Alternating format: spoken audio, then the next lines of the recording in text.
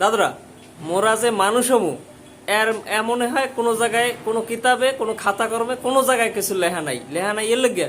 কারণ মোরা শিক্ষিত হইতে পারি, বড় হইতে পারি, স্কুল কলেজে যাইতে পারি, হ্যাঁ, সমাজে সবাই লাগে চলতে পারি, কিন্তু মগো ভিতরে মনুষ্যত্বের পর্যন্ত নাই। হ্যাঁ, কি লেগে কইছি, এই একটা খবর দেন। এটা হইলো 30 সালের একটা ঘটনা।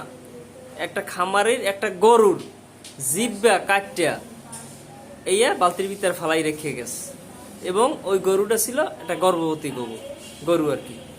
এখন চিন্তা করেন যে আমরা কতটুক অমানুষ, মানে আপনি কল্পনা করতে পারবেন না যে একটা গরু যে কথা বলতে পারে না, ঠিক আছে, তার জিব্বাটা কাটিয়া বালতির ভিতরে ফালাই রেখে গেছে। গরুটা কি দোষ করছিল যে তার জিব্বাটা কাটিয়ে ফালানো লাগবে?